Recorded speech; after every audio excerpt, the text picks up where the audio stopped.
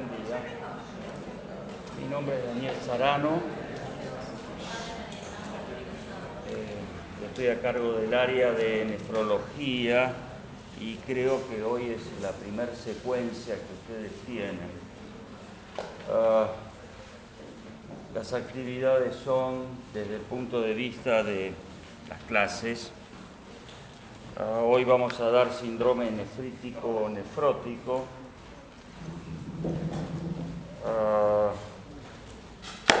Esta tarde van a tener análisis de orina y litiasis renal, y para la semana que viene insuficiencia renal crónica y aguda, y por la tarde la parte de medio interno e hidratación parenteral.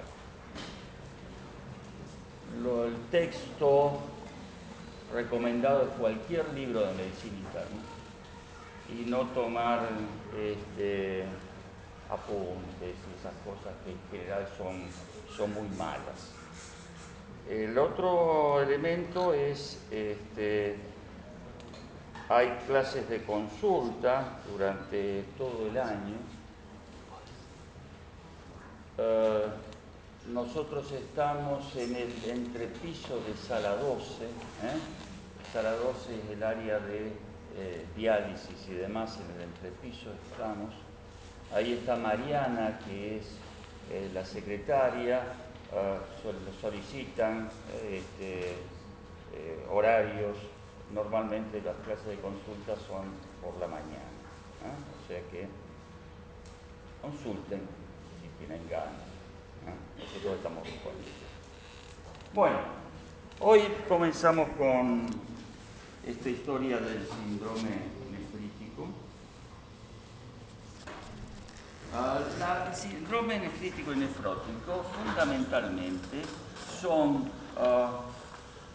enfermedades en las, digamos, que la estructura renal que está enferma es el glomérulo, ¿no? El glomérulo, si ustedes recuerdan por anatomía, el riñón recibe una arteria renal, o cada riñón recibe una arteria renal. Esa se va dividiendo en distintas arterias más chicas hasta llegar a una estructura muy particular que es el capilar glomerular renal. Y esa es una estructura muy particular porque van a ver que en esta estructura coinciden elementos del endodermo, del mesodermo y del epidermo. O sea, en una estructura muy particular coinciden estructuras endoteliales, mesoteliales y epiteliales, para hacer un proceso de filtración, digamos, de cumplir parte de las funciones del riñón, que es filtración de elementos de desecho en ese tipo de estructura. Entonces, cuando se enferma el glomérulo, aparecen estas entidades que se llaman glomerulopatías. Y estas glomerulopatías pueden ser de causa primaria o desconocida, o causas secundarias, o sea, una serie de enfermedades que comprometen al riñón.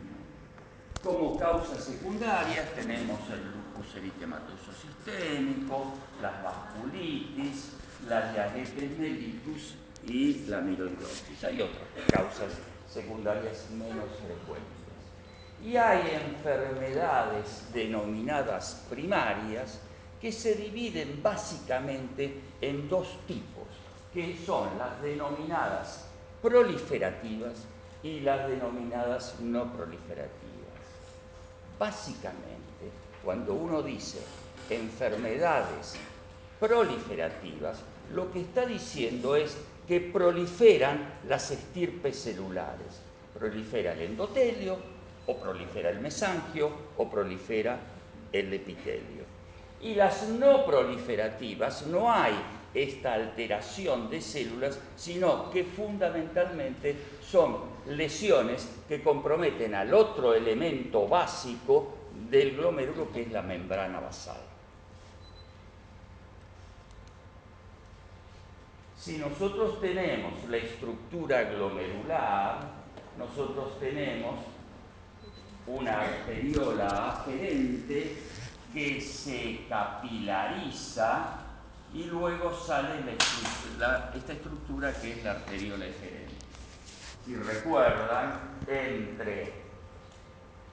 en la unión de la arteriola aferente y la arteriola eferente hay una estructura que es el túbulo, pasa el túbulo contorneado distal, formando un núcleo fisiológico fundamental que es la mácula densa, porque esta mácula densa detecta la presión de la arteriola eferente y además tiene detectores de presión y tiene detectores químicos. Fundamentalmente lo que dosa acá es la cantidad de sodio, de cloro, que llega al tubo contorneado distal. Con ese sensado de presión y un sensado químico se regula el medio interno.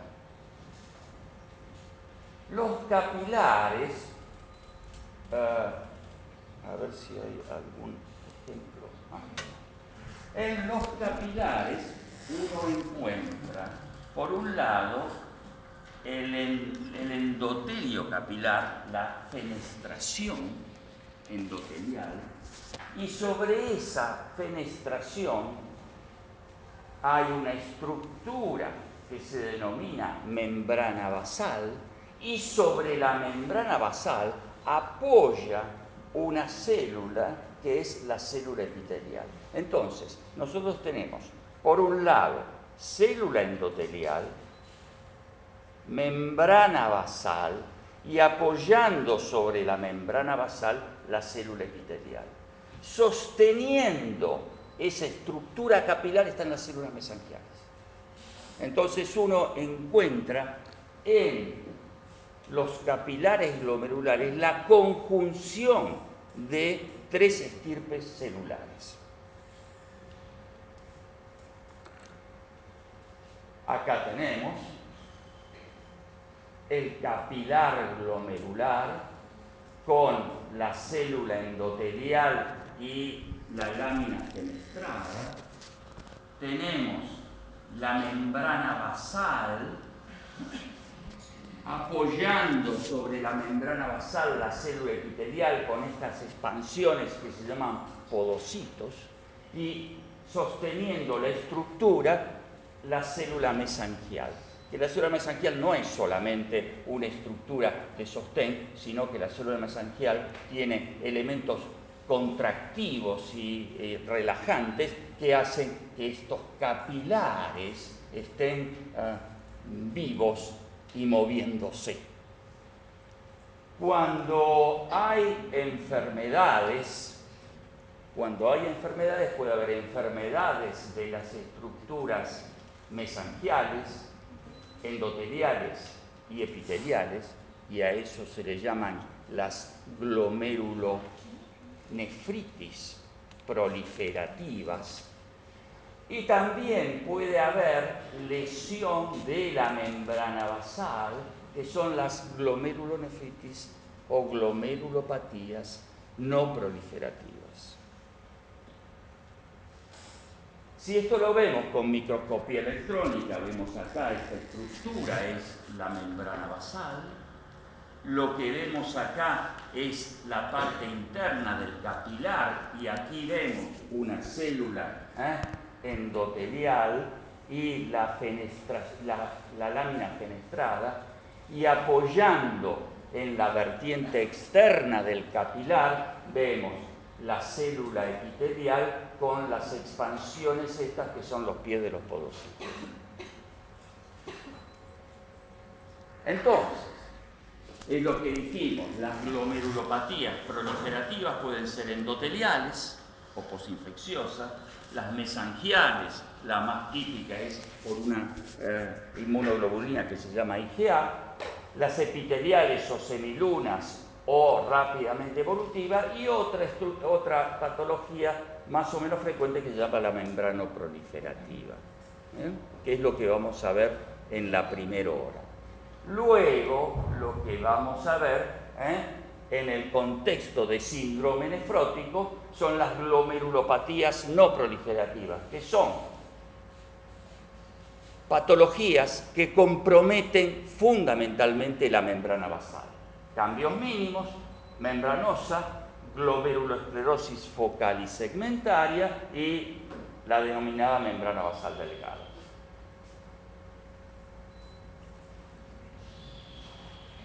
Las expresiones clínicas son distintas si son glomerulopatías proliferativas. Esto básicamente, la glomerulopatía proliferativa, o sea, proliferación de las estirpes celulares, traen ruptura del capilar y básicamente pérdida de glóbulos rojos. Esa pérdida de glóbulos rojos, esa hematuria, cuando se acompañan de otros elementos clínicos, constituyen el síndrome nefrítico. Las glomerulopatías no proliferativas, o sea, la alteración de la estructura de la membrana basal, produce pérdida de proteínas. Y cuando esa pérdida de proteínas es lo suficientemente intensa y persistente, produce síndrome nefrótico.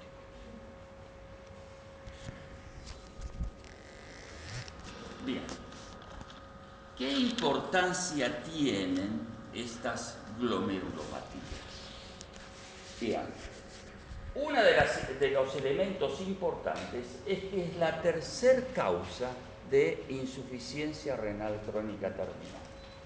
La primera causa es diabetes mellitus, esto lo vamos a ver la semana que viene. La segunda causa es la hipertensión arterial y las glomerulopatías. Hay glomerulopatías que se curan, pero hay glomerulopatías que no se curan y que producen insuficiencia renal crónica terminal.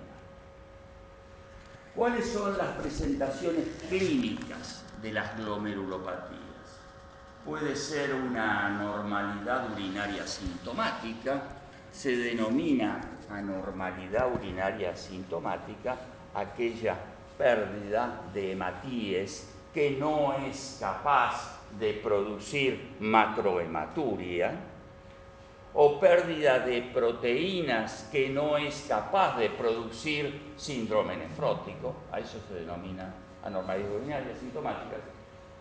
Pueden producir síndrome nefrítico, si son proliferativas, pueden producir síndrome nefrótico si son no proliferativas, pueden producir insuficiencia renal aguda e insuficiencia renal aguda rápidamente progresiva, que vamos a verlo más adelante, y también pueden producir enfermedad renal crónica.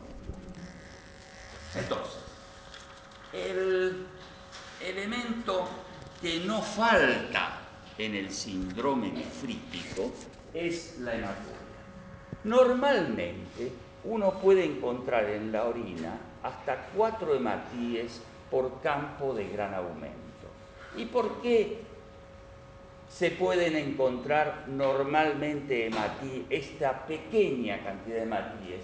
Porque el glomérulo, el riñón, es una estructura eminentemente vascular que está sometida a fenómenos de vasoconstricción y vasodilatación. Y se pueden perder algunos glomérulos, algunos hematíes que pasan a través de rupturas pequeñas de esos capilares. Pero esto es en forma fisiológica. Acá, en microscopía electrónica, vemos la membrana basal glomerular, vemos el lumen capilar y cómo a través de rupturas mínimas de la membrana basal glomerular pueden pasar glóbulos rojos de la luz vascular al espacio urinífero, al espacio de Bowman. Y a partir de ahí aparecer en el sedimento urinario.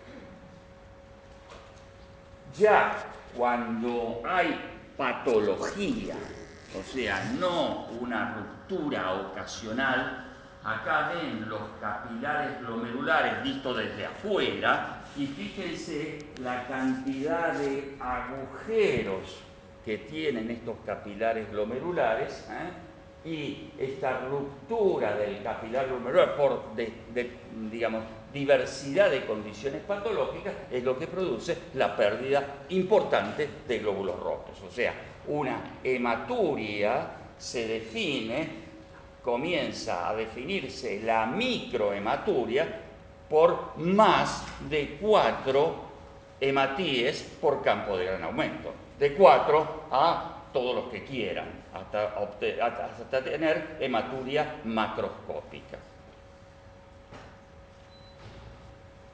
Bien, ¿por qué se produce el síndrome nefrítico? El síndrome nefrítico es la alteración de una estructura muy próxima a la circulación sistémica. Y la circulación sistémica tiene elementos que, como complemento, que se activa, que atraen y reclutan neutrófilos, monocitos y macrófagos, y hay una importante respuesta inflamatoria. Esa importante respuesta inflamatoria es la que produce la proliferación del endotelio, del mesangio o del epitelio. Cuando uno sospecha hematuria de origen glomerular, porque puede aparecer sangre en la orina de las estructuras no glomerulares, qué sé yo, de la vía excretora, de la vejiga y demás. O sea, pero cuando uno dice esta hematuria es una hematuria de origen glomerular, una es cuando se acompaña de proteinuria. Normalmente la hematuria vesical por una infección urinaria, una cistitis con ruptura de capilares de la vejiga, eso hay aparición de sangre en la orina, pero una proteinuria que no llega al medio gramo por litro de orina. Cuando uno encuentra hematuria con proteinuria significativa, uno dice, ojo, acá está, esto viene de arriba. El otro elemento es la aparición de cilindros hemáticos. El único lugar donde se pueden formar cilindros es en la luz tubular. Entonces, si aparecen cilindros hemáticos, uno dice, lo que está sangrando es arriba, el glomérulo. Otro elemento es que en general en la hematuria de origen glomerular no hay presencia de coágulos, cuando sí lo hay en las hematurias postglomerulares, postrenales. Y el color es un poco distinto en la hematuria glomerular de la hematuria de la vía excretora. La hematuria de la vía excretora habitualmente es rojo rutilante, y acá fundamentalmente es un color muy distinto, té cargado o Coca-Cola u óxido, porque la hemoglobina de esos hematíes por ruptura capilar, al ponerse en contacto prolongado con el pH ácido de la orina, se convierten en hematina ácida y eso le da ese color oxidado. Pero el elemento que también sirve es el análisis de la forma de los hematíes. Los hematíes de la vía excretora son hematíes eumórficos, a diferencia de los hematíes de la vía de la ruptura glomerular, que son hematíes dismórficos. O sea, hematíes, si ustedes comparan esto con esto, fíjense esta orejita, lo Mickey Mouse, que tienen estas hematíes que se llaman acantocitos. Encontrar esto y encontrarlo en forma importante es marca de que lo que está sangrando es el glomérulo y no la vía excretora. Esto teóricamente me han cambiado los colores, pero esto es una biopsia de riñón en el cual dentro de los túbulos uno encuentra precipitación de hematíes y cuando esto se desprende aparecen en el sedimento urinario que son los denominados cilindros hemáticos. Entonces, el síndrome nefrítico tiene distintos elementos clínicos. El esencial es la hematuria. Si no hay hematuria, no hay síndrome nefrítico. ¿De acuerdo? Y esto se acompaña de hipertensión arterial, de edemas, de proteinuria, habitualmente no importante, pero algo de proteinuria tiene, y de insuficiencia renal. ¿Y por qué sucede eso? La hematuria es por la inflamación y la ruptura capilar relacionada a los depósitos de inmunocomplejos en el subendotelio. Esto produce una proliferación endotelial, o sea, hay una inmensa cantidad de células endoteliales y cuando hay esta proliferación endotelial comienza a haber disminución de la función del riñón y retención de sodio y agua. Esta retención de sodio y agua produce hipertensión arterial y esta retención de sodio y agua produce disminución del volumen de orina, oliguria, y esta oliguria produce edemas. Además, los pacientes también tienen un poco de proteinuria.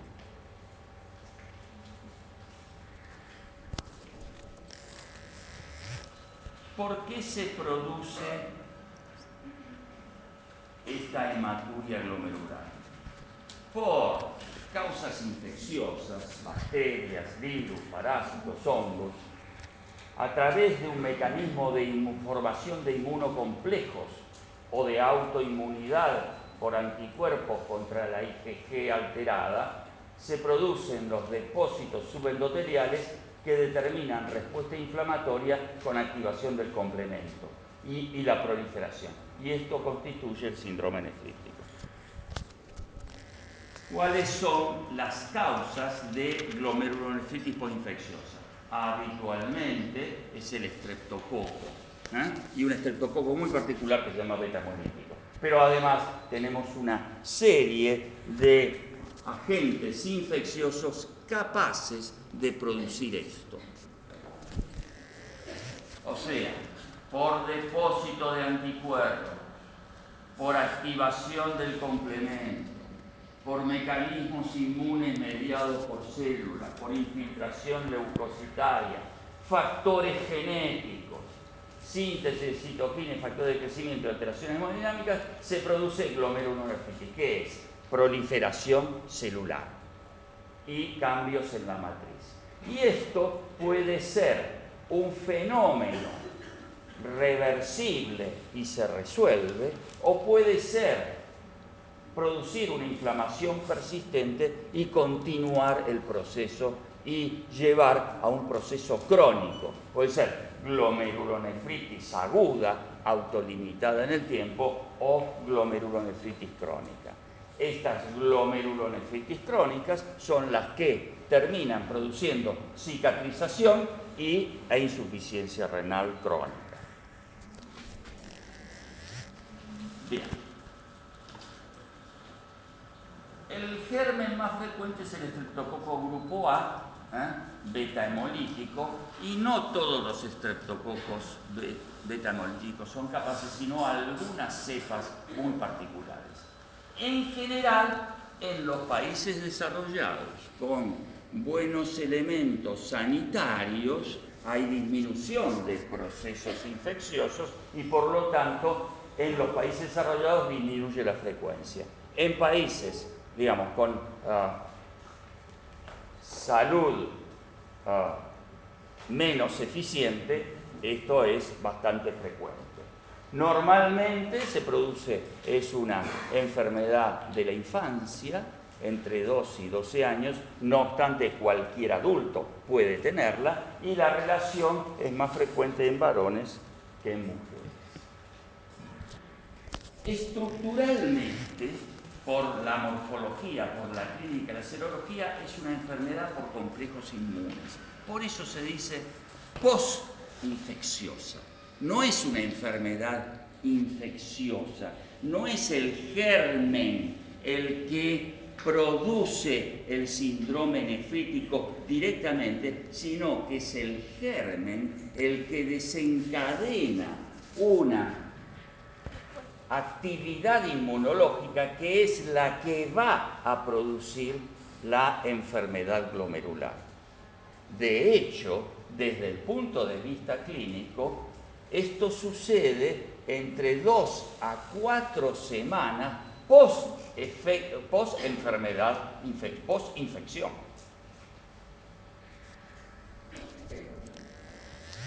Porque hay antígenos que se juntan a complementos, se forman inmunocomplejos que se depositan en el subendotelio y que inflaman el glomérulo. Desde el punto de vista clínico, hay una infección precedente, que si es faríngea, entre 1 y 2 semanas, y si es cutánea, entre 3 y 6 semanas. Y el cuadro típico es un varón, infante, que hace desarrollo súbito de edema palpebral, que tiene orinas oscuras, que se le mide la presión arterial y están hipertensos, y que tienen disminución del volumen de orina. ¿Bien? ¿Por qué estos pacientes tienen edema? Y edema no generalizado. Normalmente tienen edema en la cara, que se ve claramente cuando el chico se despierta de haber estado en decúbito. Porque esta enfermedad no tiene habitualmente una pérdida importante de proteínas. Estos chicos no tienen hipoalbuminemia.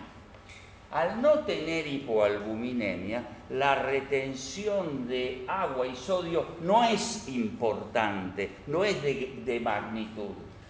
O sea, si un paciente con síndrome nefrótico tiene una pérdida importante de proteínas, tiene hipoalbuminemia y es capaz de hacer edemas generalizados. Estos pacientes tienen no un edema nefrótico, sino que tienen un edema nefrítico, que característicamente está en la cara. Las orinas oscuras es por la presencia de hematíes que tiñen una macrohematuria, y por la retención de sodio y agua, la hipertensión arterial, y la disminución del volumen de orina por la proliferación y el ahogo que tienen estos glomérulos enfermos. Este es un varón, 16 años, estudiante. En la tarde de la víspera comenzó con orinas oscuras de color borrabino que se mantuvieron hasta el momento de la consulta. Está decaído, cefaleas frontales desde hace 2 días. Al levantarse observó edemas faciales en párpados y labios, y hace 20 días tuvo una otitis derecha supurada medicada con antibióticos sin haber completado el tiempo indicado. Se lo encuentra con la facie edematizada, un edema blando, frío e indoloro, y está con 160/90. Tiene una creatininemia de 1.2, normalmente un chico de 16 años tiene una creatinina menor de 1 miligramo, y la orina tiene un aspecto hemático con proteínas leves, una proteinuria de 0,40 gramos por litro, tiene hemoglobina 4 cruces y en el sedimento hematíes 4 cruces con cilindros hemáticos abundantes. Esto es un glomérulo normal. En un glomérulo normal uno encuentra células de distintas estirpes. Uno podría identificar acá células de estirpe endotelial, esta por ejemplo, células de estirpe mesangial, esta, células de estirpe epitelial, esta, epitelial visceral, y estas que son epiteliales parietales. Esto es para comparar con esto.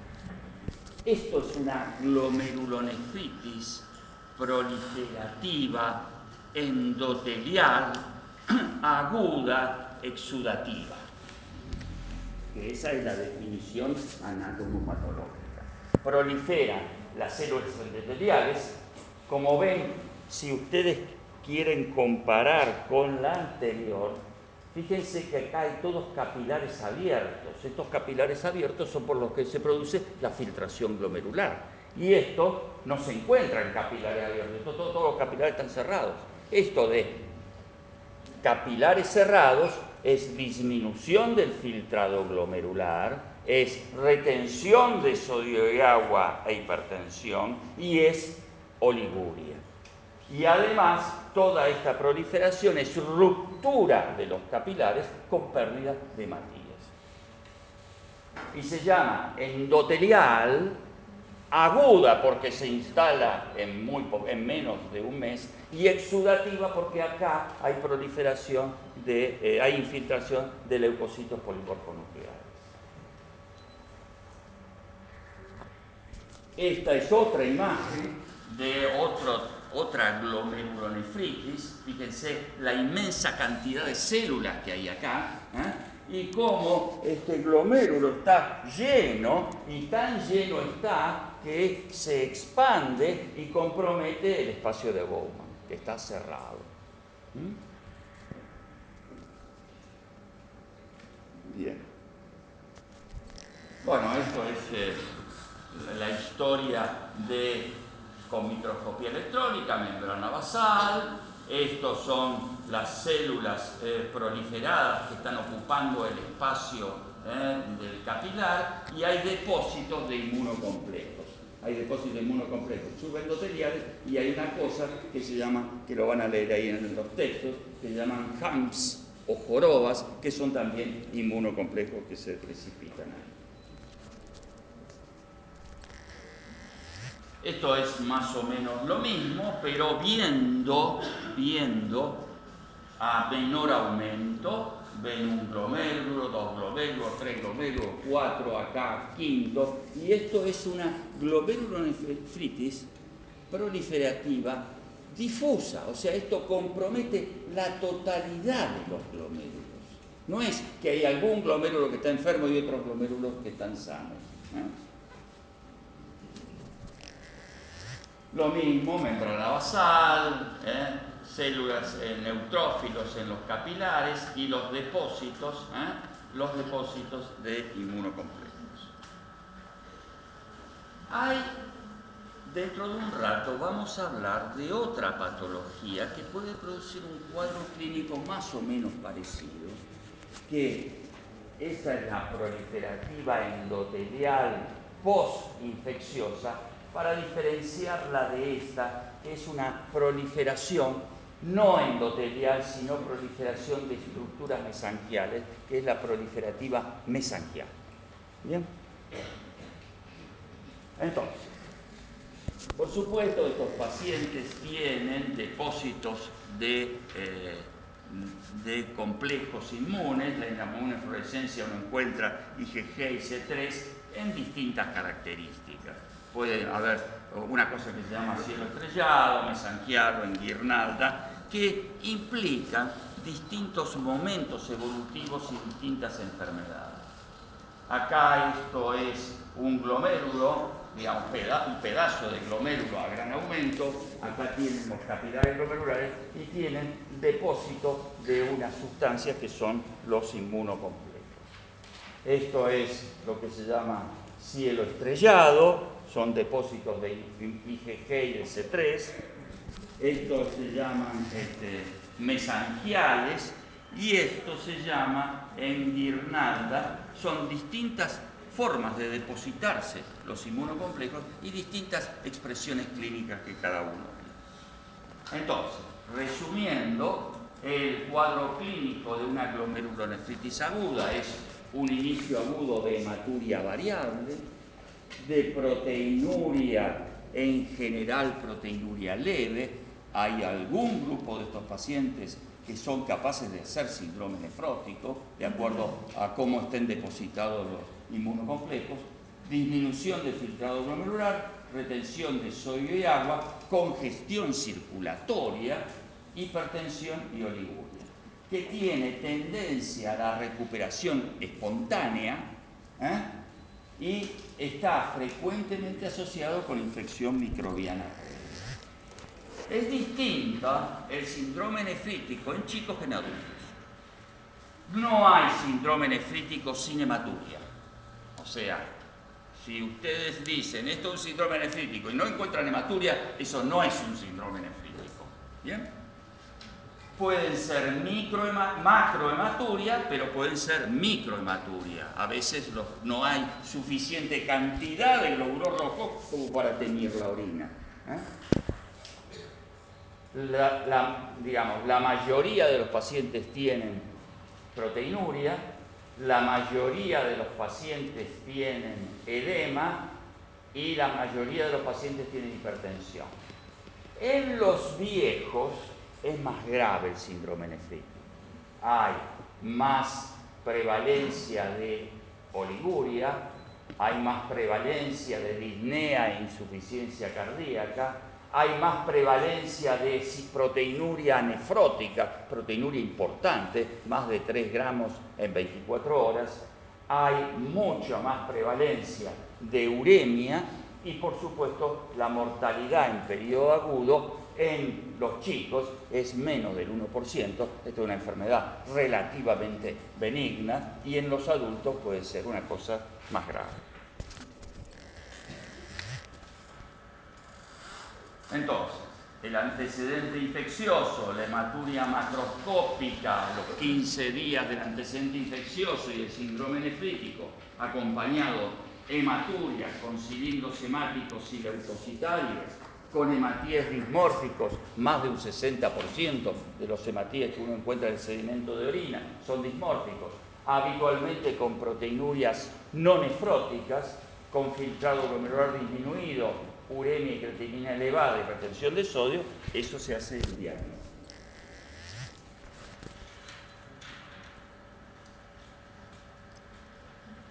¿Qué otras cosas ayudan al diagnóstico?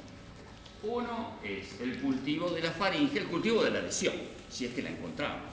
O sea, si tenemos el impétigo, cultivemos el impétigo, busquemos el estreptococo. Si tuvimos el antecedente de la faringitis, a pesar de no encontrar la faringitis, cultivemos el istmo de la Fauces para ver si está ahí aún el estreptococo. La otra cosa que por ahí ayuda son los anticuerpos de los productos extracelulares del estreptococo, las antiestreptolicinas.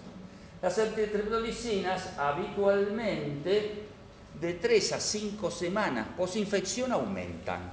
Ahora, la magnitud del aumento no está relacionada con la severidad o el desarrollo de nefritis. O sea, uno puede tener un estreptococo en la garganta, puede tener antiestreptolicinas altas, pero no implica que tener antiestreptolicinas altas va a producir síndrome nefrítico.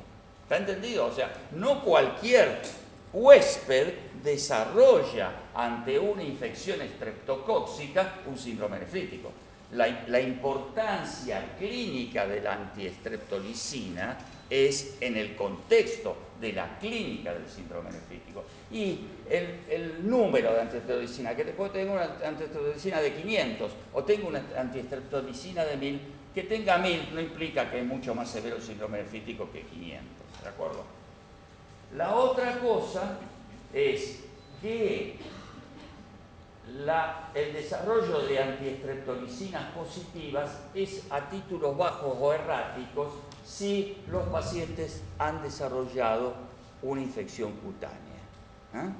Y para eso hay otras cosas, la antideoxirribonucleasa o la antihialuronidasa, que son mucho más sensibles por infecciones cutáneas que por infecciones faríngicas. El otro elemento, esto es una enfermedad inmunológica. Por lo tanto, lo que uno encuentra es una alteración del sistema del complemento. Y el complemento baja durante las primeras 8 semanas.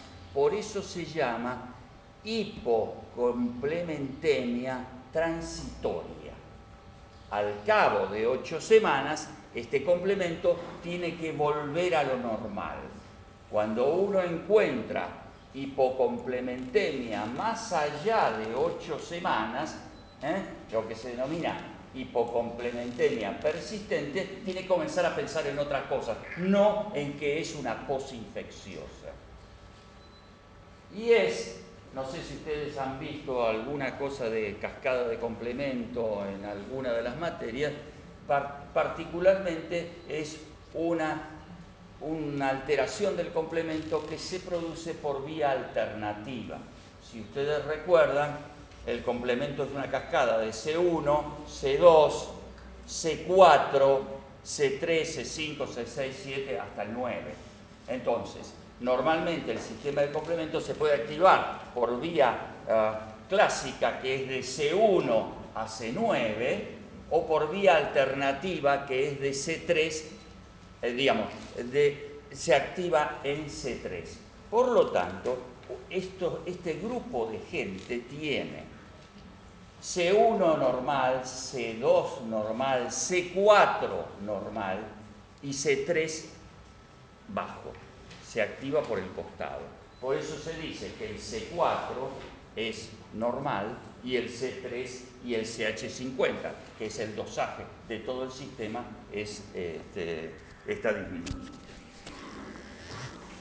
Bueno, esto es un individuo con un síndrome nefrítico que tuvo suficiente congestión circulatoria como para producir problemas de llenado capilar por agua.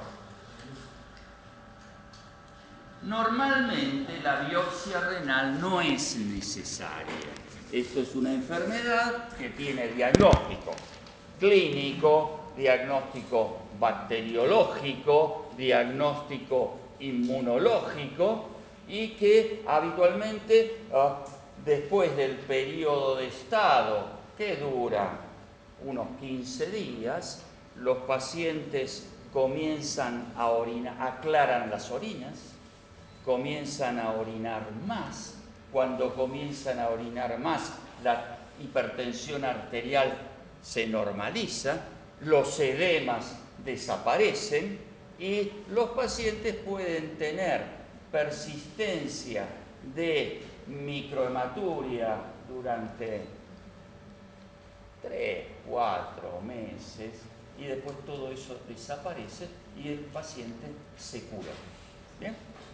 Pero si la hematuria es prolongada, si el paciente desarrolla síndrome nefrótico, que habitualmente vimos que no tiene, si hace una insuficiencia renal importante, o sea, que hace la oliguria prolongada y retención cada vez mayor de creatinina, o sea, lo que se dice una rápidamente progresiva, o si la hipocomplementemia se prolonga en el tiempo, uno tiene que pensar en otras enfermedades que comprometen el glomérulo.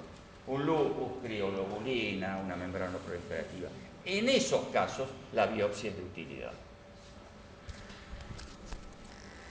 ¿Cuál es el tratamiento? Es dar agentes antiinfecciosos para eventualmente erradicar lo que quedó. Penicilina, penicilina sódica o penicilina benzatínica, y para los alérgicos a la penicilina, eritromicina. Normalmente, y esto a diferencia de la fiebre reumática, no sé si ustedes vieron, la fiebre reumática también es una enfermedad por estreptococo beta hemolítico, pero por una inmensa cantidad de estreptococos beta hemolíticos. Acá esto está producido por estreptococos beta hemolíticos muy particulares, una cepas bastante restringidas. Normalmente queda inmunidad para el estreptococo que produjo el síndrome nefrítico, y pescarse otro estreptococo beta hemolítico nefritógeno es muy raro. Por lo tanto, el tratamiento antibiótico es el tratamiento del periodo agudo. No hay profilaxis de penicilina hasta la adolescencia, como normalmente sucede en la fiebre reumática. Hay algunos pacientes que necesitan diuréticos para aumentar el volumen de orina, fundamentalmente si están muy hipertensos o si tienen retención, insuficiencia cardíaca. Normalmente se utiliza furosemida, y esto se resolvió, y los chicos habitualmente no pasa absolutamente nada y se curan.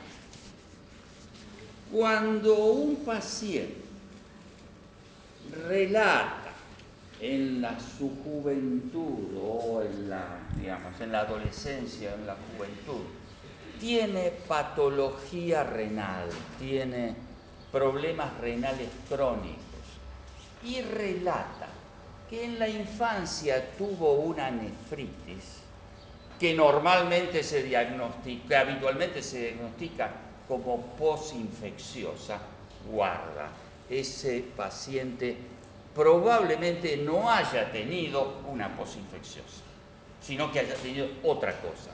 Hay estudios, se han seguido epidemias de glomerulonefritis en islas del Caribe, que en general la gente se mueve poco. Entonces han tenido la posibilidad de estudiarlos 25 años después, y en general no le han encontrado nada. O sea, se han curado. ¿De acuerdo? Esa es la característica de la posinfecciosa. Ahora, hay dos enfermedades. La posinfecciosa, que sucede a 2 semanas de un proceso infeccioso, y hay otro cuadro que ya comenzamos a ver, lo que es la mesangial o por IgA, que la hematuria macroscópica aparece en un periodo de relativamente horas en relación al proceso infeccioso. O sea, eso ayuda también a hacer diagnóstico diferencial entre una postestreptocóxica y una mesangial, una proliferativa, que en el transcurso de cualquier proceso infeccioso es capaz de producir hematuria macroscópica. ¿Bien? La posinfecciosa habitualmente el 98% cura por autolimitarse, pero en la mesangial el pronóstico es un poco distinto. Hasta el 30% puede desarrollar enfermedad renal. Bueno, este es otro caso, es una mujer de 23 años que desde hace 2 días tiene hematuria indolora, sin coágulos, y está cursando un cuadro de anginas con fiebre de 38 grados. En el último año ha tenido 2 episodios similares que se resolvieron espontáneamente en 3 días.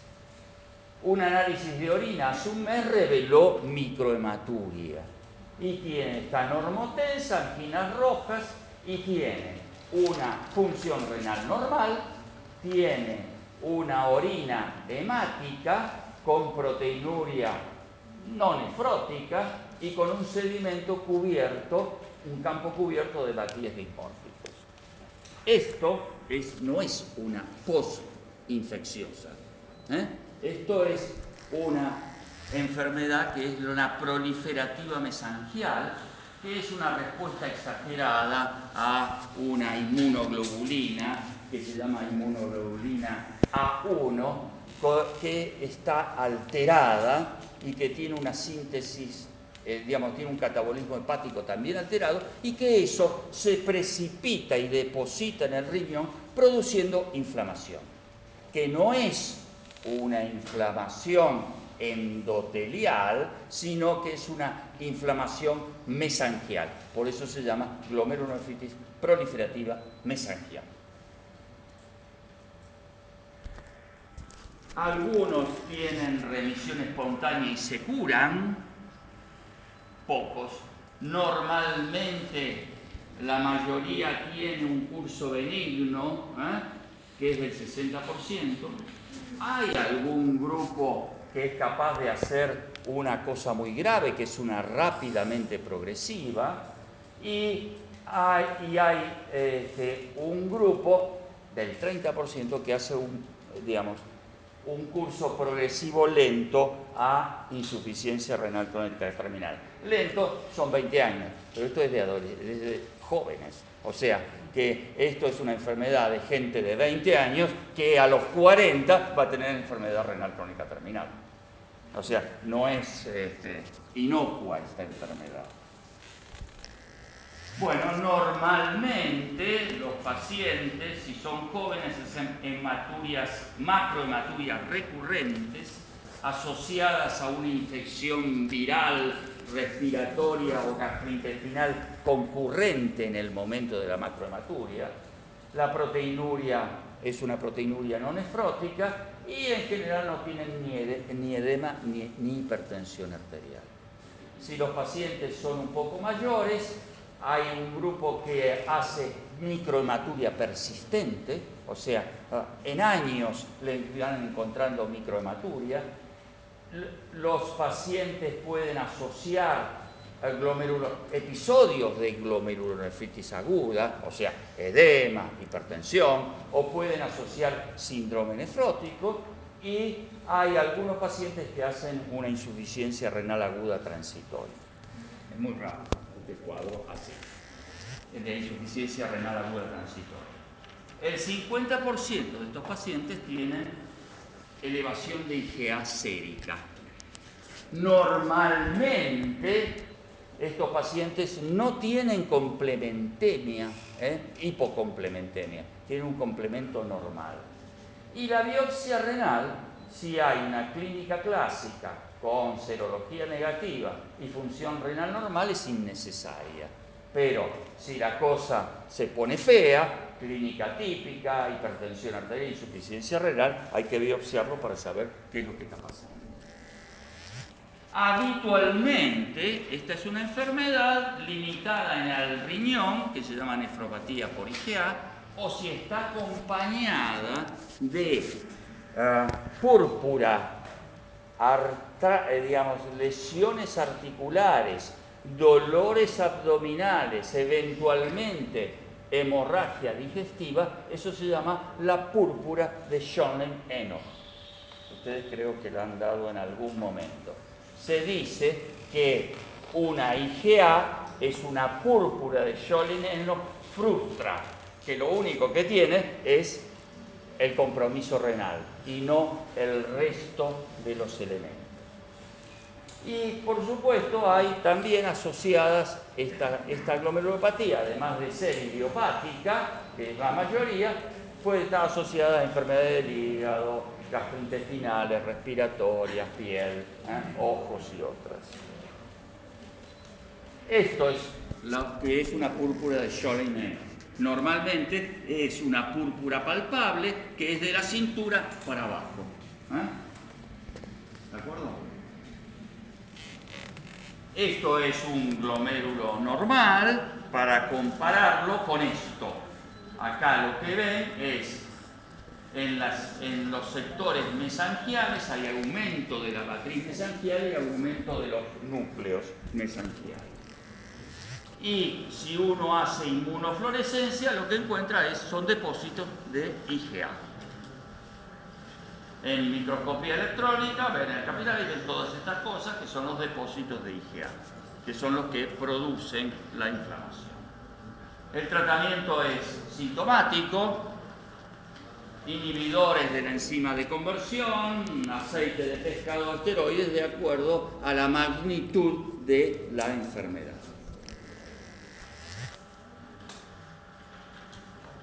El otro elemento que vamos a tomar es otro tipo de glomerulonefritis, que es la denominada rápidamente progresiva.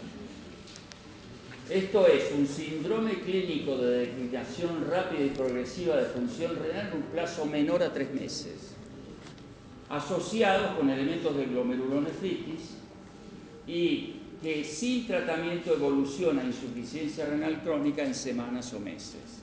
Esta, afortunadamente, es una enfermedad poco frecuente. Normalmente nosotros vemos por año unos 40 pacientes por millón de habitantes. Pero el tema es de tanta magnitud que es necesario un diagnóstico precoz de esta enfermedad, porque si no se hace diagnóstico precoz y terapéutica precoz agresiva, esto conduce a insuficiencia renal crónica terminal en meses. ¿De acuerdo? Normalmente hay distintos tipos. Hay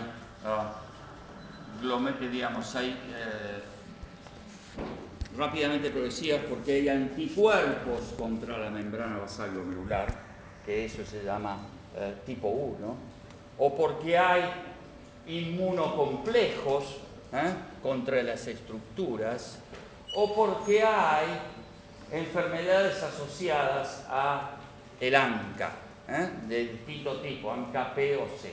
Estas se llaman las vasculitis, ANCA. Si hay anticuerpos anticirculantes, circulantes antimembrana basal, con hemorragia pulmonar se llama enfermedad de Goodpasture, y sin hemorragia pulmonar una glomerulonefritis. El hecho de que haya hemorragia pulmonar, digamos, depósitos lineales contra la membrana basal glomerular y contra la membrana pulmonar, el alvéolo pulmonar, es porque tienen sitios antigénicos comunes.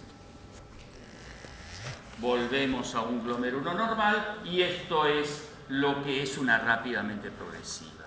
O sea, son una proliferación de células epiteliales que forman una semiluna que ahogan el ovillo glomerular y que producen insuficiencia renal. Esto se instala rápidamente, en 3 meses el paciente está liquidado desde el punto de vista de su función renal.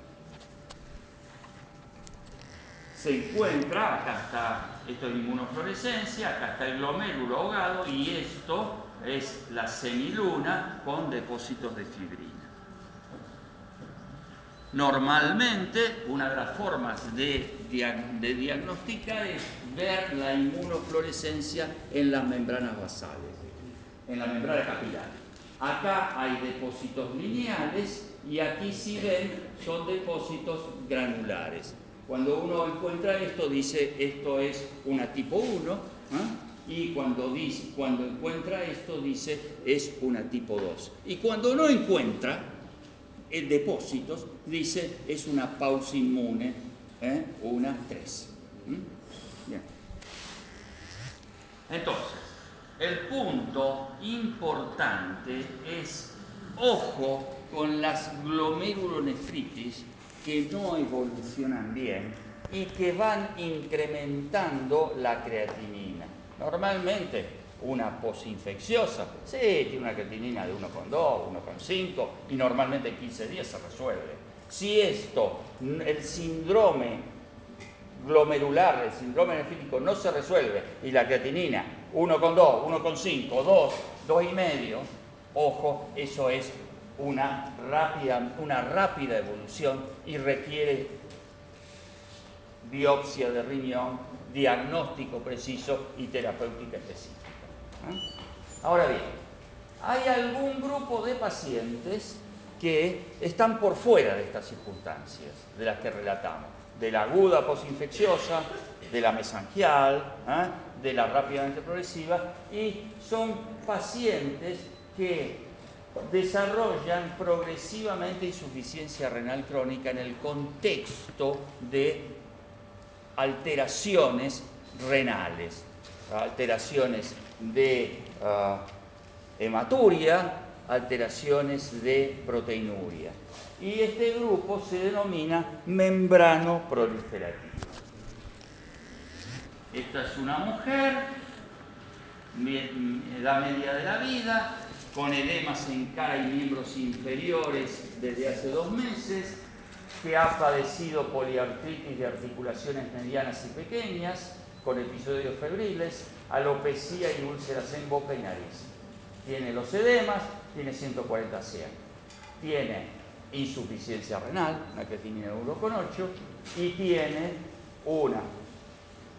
un sedimento con hematíes, pero además tiene una proteinuria nefrótica, 6 gramos. Y cuando se le hace una ecografía, tiene aumento de la ecogenicidad cortical. Esto puede ser idiopático o puede ser asociado a enfermedades generales, inmunocomplejos, infecciones crónicas, enfermedades malignas, hepatopatías, otros. Esto es una bolsa de enfermedades que lo que hay que hacer es un diagnóstico lo más preciso posible desde el punto de vista etiológico para hacer un tratamiento etiológico, porque si no cortamos el fenómeno vamos a tener que va a llegar a insuficiencia renal crónica terminal en más del 50% de los casos. Bueno, normalmente hay engrosamiento de la membrana basal, porque estos pacientes tienen depósitos de inmunocomplejos. Y para verlo, esto es un glomérulo normal, esto es lo que sucede. Los capilares están engrosados, hay aumento de células habitualmente mesangiales, hay una lobulación del glomérulo y uno encuentra depósitos de IgG y de C3 en estos sectores. Esto son las enfermedades asociadas: lupus, crioglobulinemia, Sjögren, hepatitis B y C, HIV, endocarditis, leucemias, linfomas y otras cosas más raras. Es necesario hacer diagnóstico y tratamiento para ello. Esta muchacha, particularmente con este cuadro, mujer joven con nefropatía, artropatía, fiebre, alopecia y úlceras, era una paciente con un lupus eritematoso sistémico. Bueno, paramos un minutito y seguimos con Néstor. Lo que vamos a ver ahora es el capítulo el otro capítulo que se denomina síndrome nefrótico.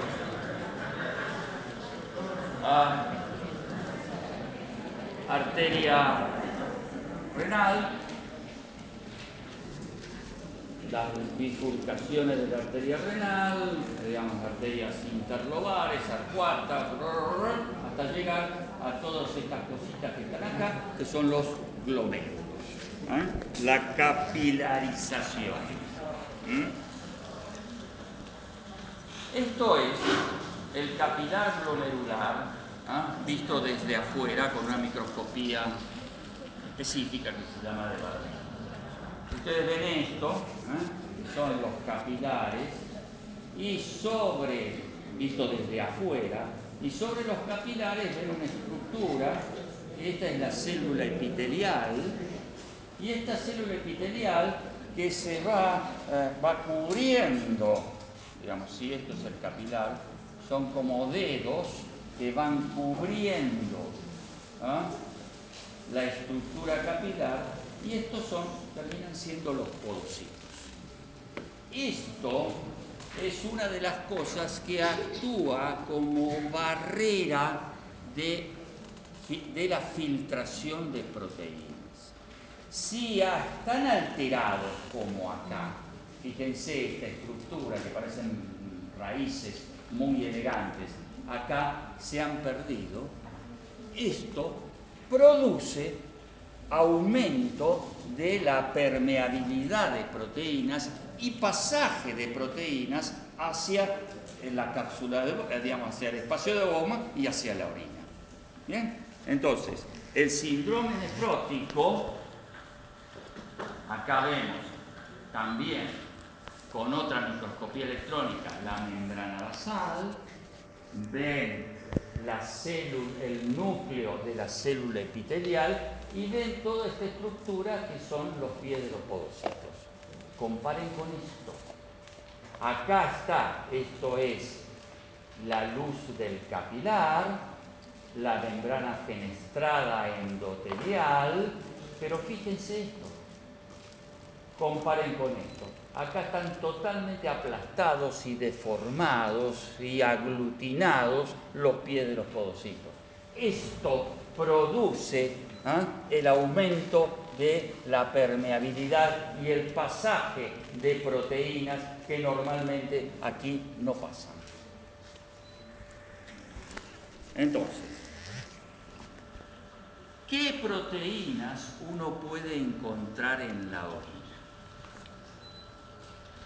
Uno puede encontrar una cosa que se llama proteína de Kamm-Horsfall, que es una proteína que se forma en el túbulo contorneado, sobre todo en el tubo contorneado, en la salida de la asa de Henle y tubo contorneado distal. Es una proteinuria de tipo tubular. Y además uno puede encontrar en la orina un poco de albúmina. Normalmente, se filtra un poco de albúmina. No es que el glomérulo es absolutamente impermeable a la albúmina. Pero esa poca albúmina que se filtra se reabsorbe a nivel del túbulo contorneado proximal. Por lo tanto, lo que uno puede encontrar en la orina es hasta 150 miligramos de proteínas en 24 horas. De esos 150 miligramos de proteínas en 24 horas, normalmente uno puede encontrar menos de 30 miligramos de albúmina. ¿Bien? Eso y el resto son proteínas como la Kamm-Horsfall, o sea, una serie de proteínas tubulares que se encuentran en la orina. Acá introducimos un término ya medio antiguo, que es el tema de la microalbuminuria. Normalmente la microalbuminuria, o sea, pequeñas cantidades de albúmina, eso quiere decir, son menos de 30 miligramos en 24 horas. Cuando uno encuentra entre 30 y 300 miligramos en 24 horas, eso se denomina microalbuminuria. Y cuando encuentra más de 300 miligramos, eso se denomina albuminuria, proteinuria o macroalbuminuria. ¿Está entendido? ¿Qué es lo que sucede si aumenta la permeabilidad glomerular? O sea, pasan mayor cantidad de proteínas por la pared capilar. Es imposible que el túbulo contorneado proximal pueda reabsorber. Se agota en su reabsorción, entonces comienzan a aparecer proteínas en la orina. Proteína importante, ¿de acuerdo? O sea, más de 150 miligramos en 24 horas. ¿Bien? Entonces, el síndrome nefrótico se lo denomina como una lesión glomerular, fundamentalmente por compromiso de las células epiteliales viscerales, y también se lo denomina podocitopatía, porque hay alteración en los podocitos de las células epiteliales viscerales.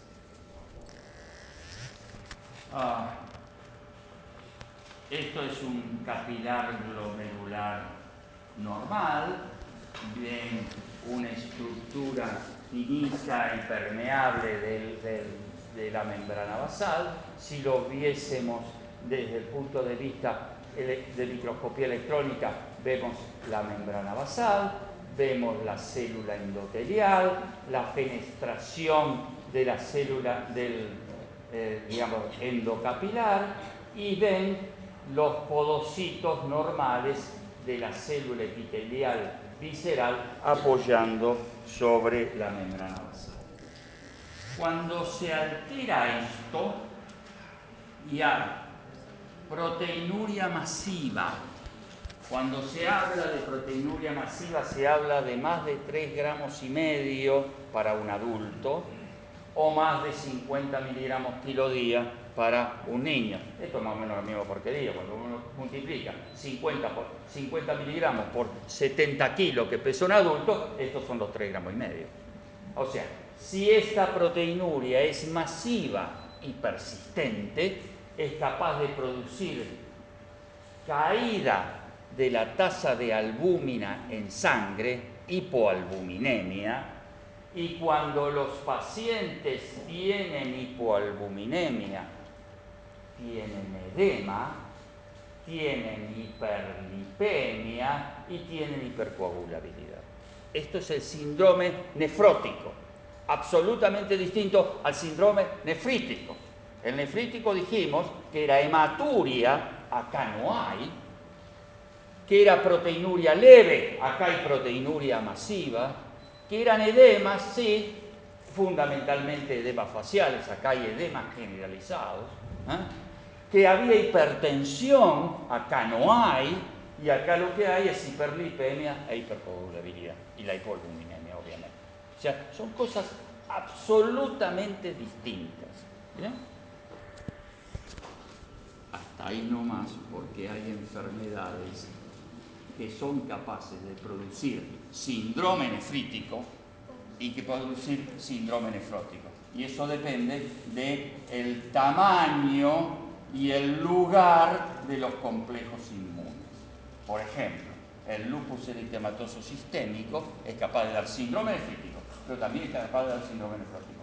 ¿Cuál es la diferencia? Es que es una misma enfermedad, pero con formación de complejos inmunes distintos. Al ser distintos, se depositan en distintos lugares del glomérulo y son capaces de dar clínicas distintas. ¿No?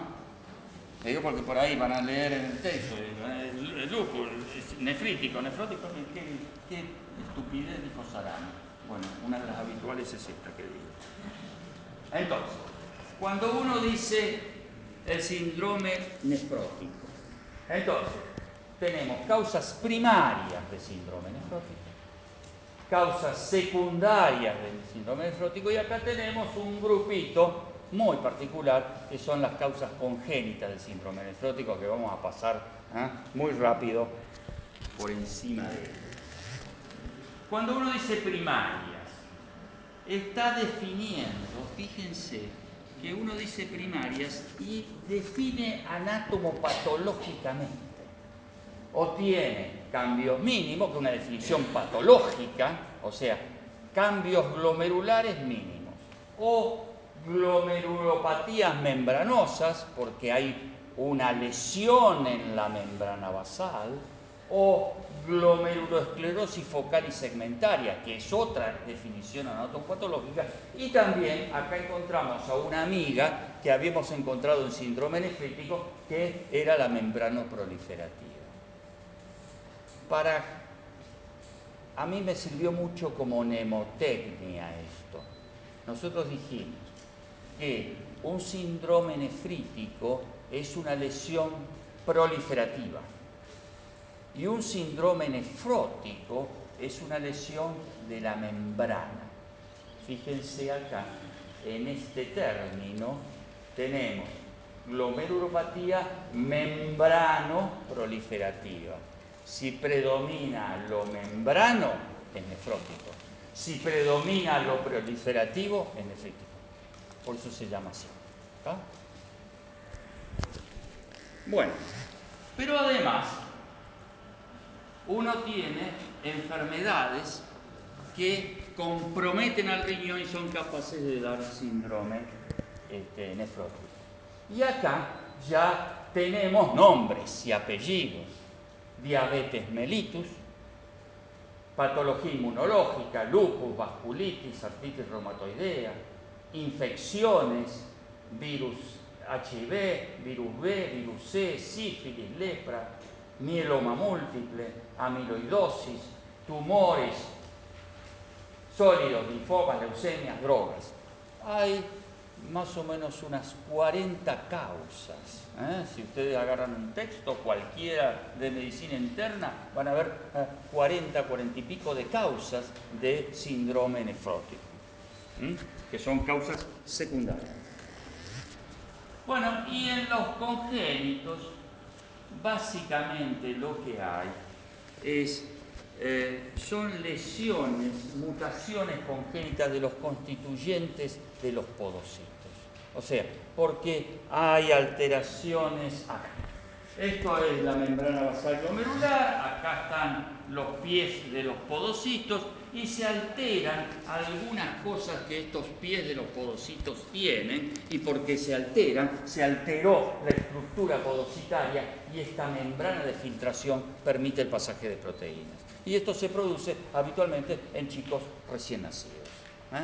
Hay veces que se producen ya cuando tienen más, digamos, se expresan cuando tienen un poco más de edad, 8 años y demás. Pero en general son los chicos que nacen y al poquito tiempo se ponen como sapos llenos de líquido, Entonces, básicamente, ¿por qué pueden pasar proteínas del capilar hacia el espacio de Bowman? Si ustedes recuerdan, o no recuerdan, y es el conocimiento inicial, la membrana basal glomerular tiene carga negativa.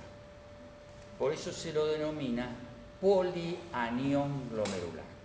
Supongamos que esta sea la membrana basal, acá está el capilar, aquí está el capilar y acá está el espacio de Bowman. Acá hay una carga negativa. La albúmina tiene una carga negativa, por lo tanto circula y está rechazada por la pared, digamos, del capilar y la membrana basal.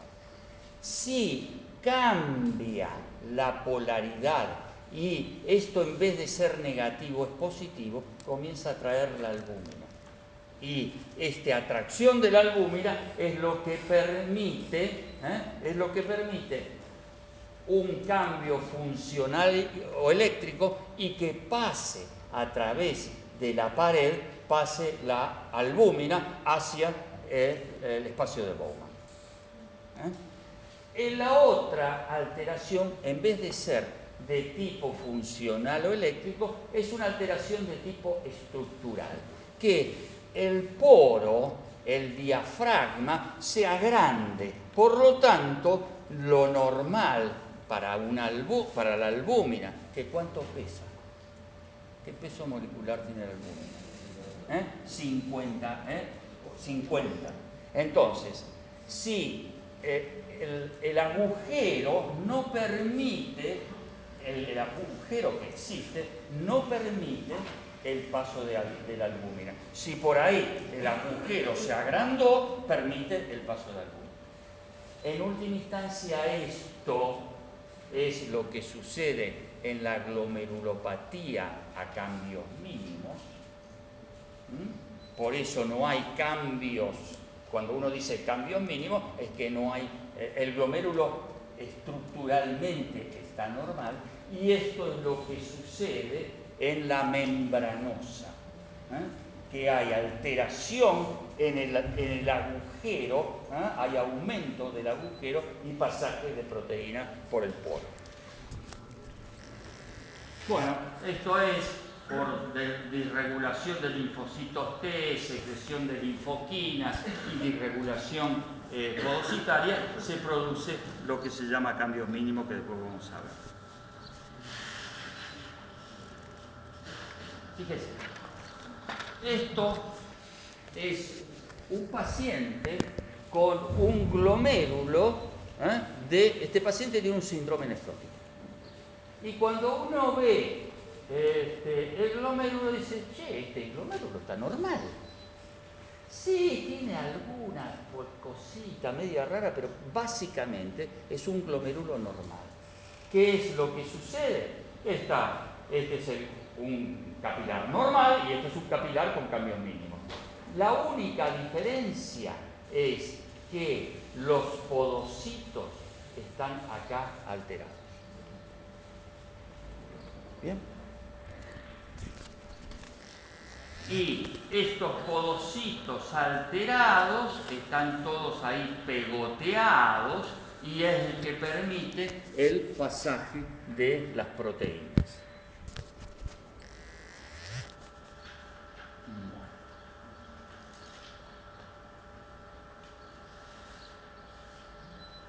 Esto es un síndrome nefrótico que tiene, si uno ve el glomérulo, esto no es un glomérulo normal. Lo que ve es engrosamientos de las membranas basales. Y el engrosamiento de las membranas basales básicamente está determinado porque hay un depósito de antígeno acá, de determinado tipo de antígeno, al cual se le une un anticuerpo y hay una formación in situ de un inmunocomplejo. No es un inmunocomplejo que está circulando, sino que se deposita un antígeno en la vertiente, digamos, subepitelial de la membrana basal, se forma en ese lugar por anticuerpos un complejo inmune que engrosa la membrana basal y que desde el punto de vista de la inmunofluorescencia las membranas basales están engrosadas y hay depósito de IgG y de C3, y esto es la alteración estructural de la glomerulopatía membranosa.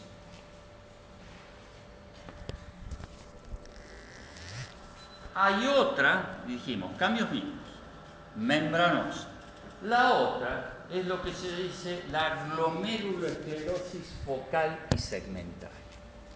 La glomeruloesclerosis focal y segmentaria tiene, por un lado, una expresión anatomopatológica que es encontrar en algunos glomérulos, no en todos los glomérulos, esclerosis. Por eso se llama focal. Algunos glomérulos sí, algunos glomérulos no. Y se llama segmentaria porque en parte de los glomérulos, en un segmento del glomérulo, se encuentra esta lesión. Y no global, no hay globalidad en la esclerosis en el glomérulo. Por eso se llama, es una definición anatomopatológica. Glomérulo, esclerosis focal, algún glomérulo sí, algún glomérulo no, y segmentaria, parte del glomérulo sí, otros no. Esta lesión en sí no es la que produce el síndrome nefrótico, sino la que produce el síndrome nefrótico, la pérdida de proteínas, es un cambio en la carga, es como si fuese un cambio mínimo, pero que se encuentra esta lesión. Y la diferencia fundamental es que un cambio mínimos en general es una enfermedad benigna. Y esto es una enfermedad que conduce a insuficiencia renal, porque esta esclerosis que comenzó a ser focal termina siendo global y esta esclerosis que comenzó a ser segmentaria, toma todo el glomérulo. ¿Bien?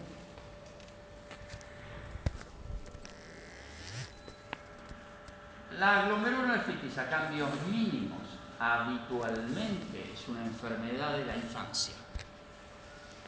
O sea, en la infancia y en la adolescencia, este grupo que está acá. La membranosa es una enfermedad de mayores de 40 años, está acá.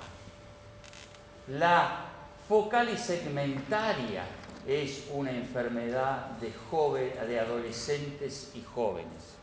Y la membrano proliferativa también es una enfermedad de adolescentes, adolescentes, jóvenes y un poquito más. O sea, de acuerdo a de acuerdo a la distribución etaria del síndrome nefrótico, uno puede inducir la etiología. Ojo, hay cambios mínimos en viejos, O sea, no es porque un tipo tenga síndrome nefrótico, que tenga 60 años y tenga síndrome nefrótico, uno dice, es una membranosa. No, puede ser un cambio mínimo. Y fíjense, hay membranosa en chicos, poco frecuente, pero que también existe. Pero en general uno globalmente la distribuye etariamente. Bueno, otra cosa es la diabetes mellitus. La diabetes mellitus, enfermedad severa y epidemia no infecciosa, digamos, contemporánea de esta sociedad que come mucho y mal, o come mal y mucho, los pacientes, ¿se acuerdan que hay diabetes tipo 1, diabetes tipo 2? O sea, la diabetes tipo 1, infantojuvenil, habitualmente asociada a fenómenos inmunológicos y demás, en la insulinodependiente desde el inicio, diabetes tipo 2, enfermedad de adultos, gordos y esas cosas. En las complicaciones crónicas de la diabetes está la nefropatía diabética, que la tienen el 20% de los diabéticos tipo 2 y hasta casi un 40% de los diabéticos tipo 1. Y básicamente lo que producen es lo que se llama una glomeruloesclerosis, que se denomina glomeruloesclerosis difusa o glomeruloesclerosis nodular, que lo van a leer en los textos como la enfermedad de Kienster-Wilson, que son los tipos que describieron ellos. Esto produce alteraciones renales que comienzan en un primer momento por aumento de pérdida de proteínas, microalbuminuria, o sea, entre 30 y 300 miligramos, y con el transcurso del tiempo esto se transforma en macroalbuminuria, proteinuria importante y síndrome nefrótico. Y eso es malo porque los diabéticos con síndrome nefrótico llegan a insuficiencia renal crónica terminal y terminan convirtiéndose en la primer causa de insuficiencia renal crónica terminal del mundo. Además, en nuestro país es la primera. Entonces, en la diabetes, si nosotros comparamos esta membrana basal, que es una membrana basal normal, con esta membrana basal que está engrosada, acá uno comienza a ver por qué cuando se altera la membrana basal comienza el pasaje de proteínas. Bueno, esto es lo que sucede con la diabetes en el mundo y lo que va a suceder en el 2025, comparado con estaríamos acá más o menos, a ver, nosotros estamos aquí, y esto es lo que va a pasar en 15 años más, o en 10. Contribuye a la nefropatía en la diabetes el tener síndrome metabólico, hipertensión arterial, hiperfiltración, microalbuminuria, después proteinuria. Contribuye obviamente ser un obeso, fumar y tener dislipemia. Todas estas cosas es lo que terminan produciendo la nefropatía diabética. Si uno dice, tenemos diabetes tipo 2, el 7-8% de la población, y de ese 7-8% de la población, el 20-30% desarrolla nefropatía diabética, estamos diciendo el 2% de la población tiene nefropatía diabética. Es un montón. Si nosotros tenemos 1 millón de habitantes en la ciudad, el 2% de ese millón de habitantes tiene nefropatía diabética. Para tener una dimensión de lo que significa desde el punto de vista de la salud pública este despiole de tener esta epidemia no infecciosa. Y esta es la historia. Normalmente los pacientes diabéticos que van a desarrollar nefropatía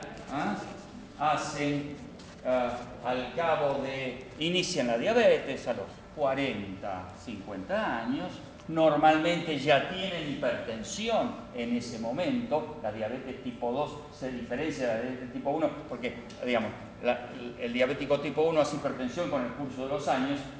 El diabético tipo 2, cuando debuta la diabetes, habitualmente tiene hipertensión. Pasan unos 5 años con una nefropatía preclínica, o sea, sin evidencias de lesión renal.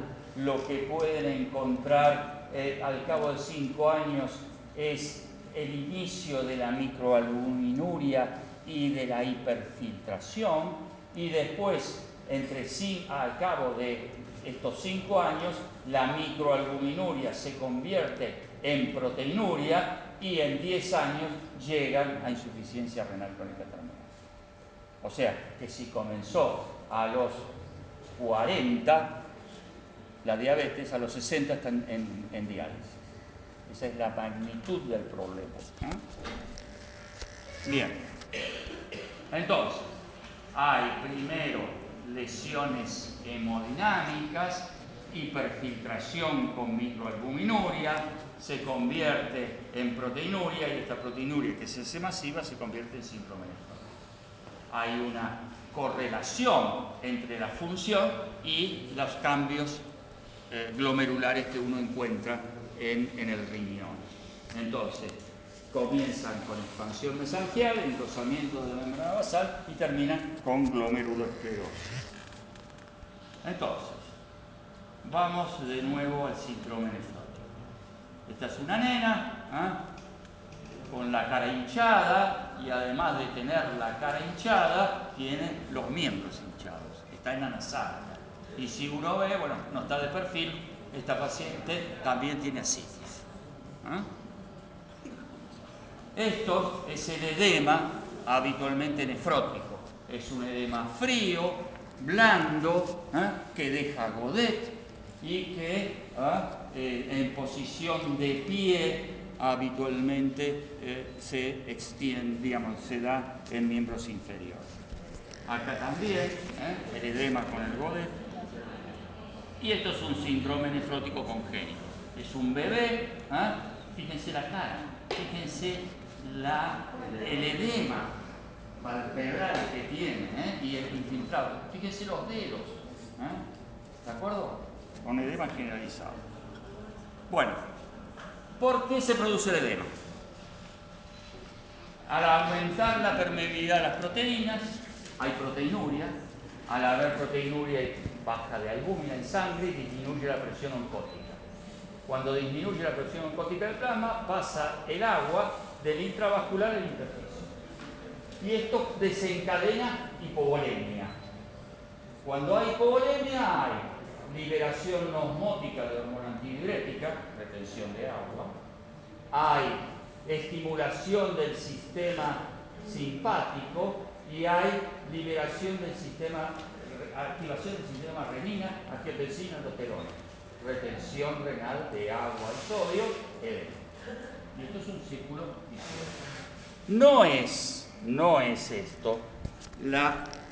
esto es la misma historia, más simple, pero no es la única causa de edemas en el síndrome nefrótico.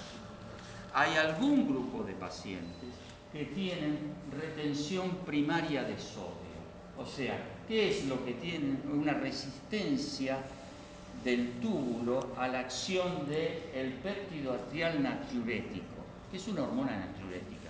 Si hay resistencia a excretar sodio, hay aumento de sodio plasmático y de agua, y hay aumento del volumen intracapilar. Cuando hay aumento del volumen intracapilar, hay salida de agua y sodio al intersticio. Esto no, porque el punto está que el volumen sanguíneo, que teóricamente por la primer causa, por la pérdida de albúmina, tendría que estar disminuido, no está. Está normal aumentado. La presión sanguínea, que tendría que estar disminuida en el mecanismo de la hipoalbuminemia, a veces está normal aumentada. La actividad del sistema renina-angiotensina-aldosterona, que debería estar activada, no está uniformemente aumentada. Bueno, entonces, esas son las cosas. Cuando uno estudia volumen plasmático, encuentra un grupo que está disminuido, un grupo que está normal y un grupo que está aumentado. Esto se explica por la hipoalbuminemia. Esto se explica por el péptido arterial natriurético. Bueno. La otra cosa que tenemos en el síndrome nefrótico, además de los edemas, son las alteraciones lipídicas. Y las alteraciones lipídicas fundamentalmente están dadas por la hipoalbuminemia, o sea, para tener aumento de colesterol tiene que haber disminución de albúmina. Cuando la albúmina sérica se normaliza, el colesterol se normaliza. ¿Bien? El mecanismo es que si yo bajo la albúmina, el hígado detecta que tengo proteínas bajas y se pone a formar proteínas. Forma albúmina, que es el hígado, y forma proteínas transportadoras de lípidos. Al aumentar las proteínas al aumentar el número de las proteínas transportadoras de lípidos, aumenta el colesterol y puede aumentar los triglicéridos. Aumenta el transportador y, digamos, además los pacientes tienen aumento de síntesis hepática de colesterol, tienen pérdida de lipoproteína lipasa, que normalmente cataboliza los lípidos, y aumento de síntesis hepática de LDL. Bien, entonces, por todas estas cosas, los pacientes tienen aumento de LDL, disminución de los receptores y incremento del IDL. ¿Esto qué importancia tiene? Digamos, aparte de tener el laboratorio alterado, es esto. Es arteriosclerosis prematura por hipercolesterolemia que tienen estos pacientes. Fíjense, si uno toma, estos son gente joven, adolescentes, la media es 14 años, el porcentaje de arteriosclerosis del grupo control, 17%, versus síndrome nefrótico, 78%. Y fíjense lo que significa oclusión de coronarias, 0% en el control versus 13% en el paciente con síndrome nefrótico. O sea, la dislipemia no es gratuita para estos pacientes. El otro elemento es la magnitud de la proteinuria. Cuando perder proteínas y perder sostenidamente proteínas no es bueno para el riñón. O sea, aquel individuo con síndrome nefrótico persistente les produce caída importante del filtrado glomerular.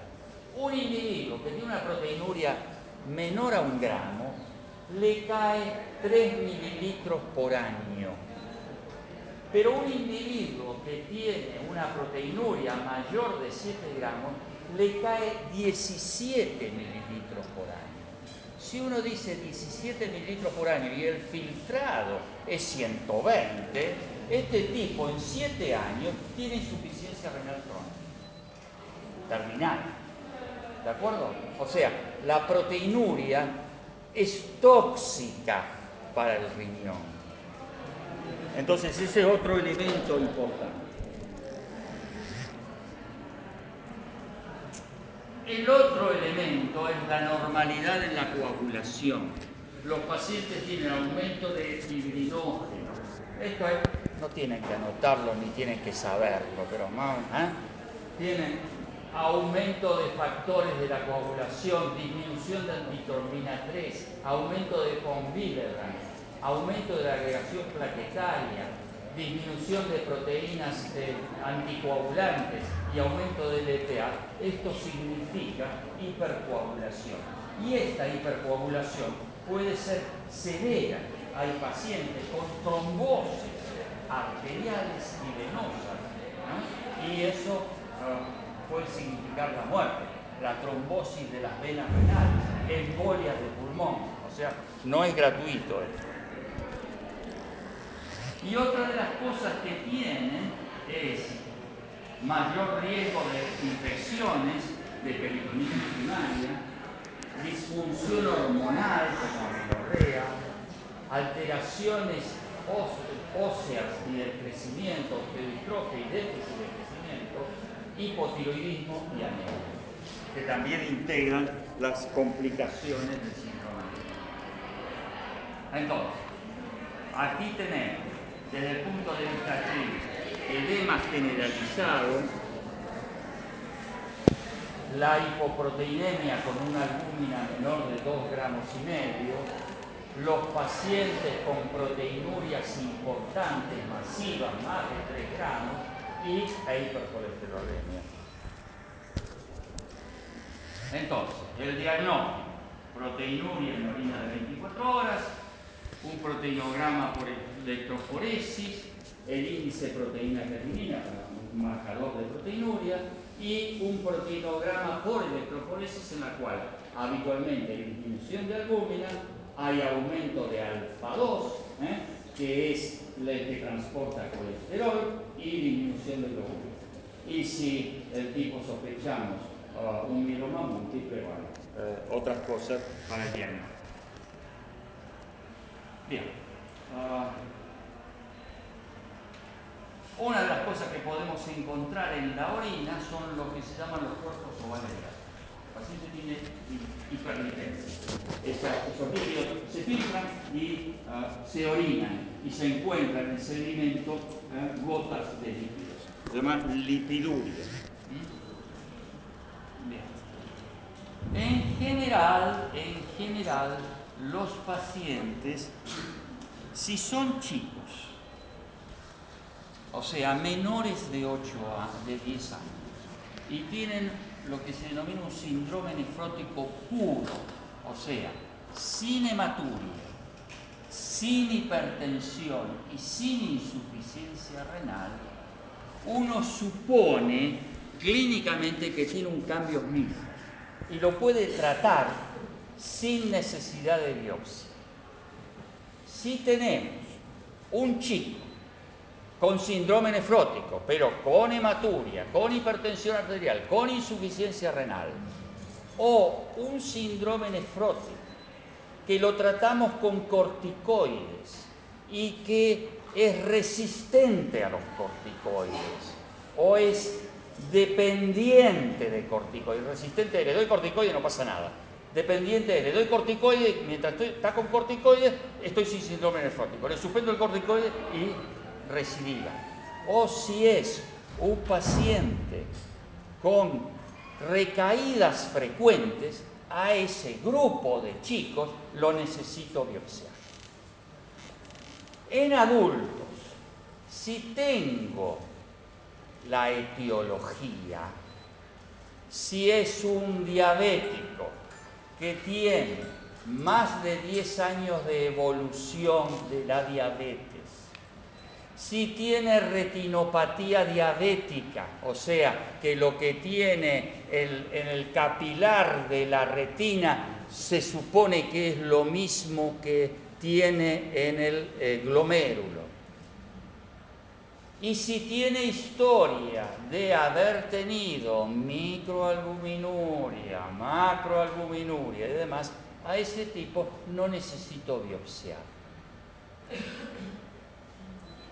Si tengo diagnóstico de síndrome nefrótico asociado a un cáncer de pulmón, de colon y demás, se supone que el síndrome nefrótico es por el cáncer. ¿De acuerdo? Si tiene el individuo una enfermedad inflamatoria crónica, tuberculosis, artritis reumatoidea, y tiene síndrome nefrótico, puedo suponer que es por una amiloidosis AA, y probablemente no necesite biopsia. Todo el resto de los síndromes nefróticos se biopsia, porque necesitamos hacer diagnóstico, y ese diagnóstico nos va a dar, por un lado, la terapéutica, porque es distinto tener un cambio mínimo, una membranosa, una glomerulosclerosis focal y segmentaria, y nos va a dar el pronóstico. ¿Vamos? Bueno, terminamos.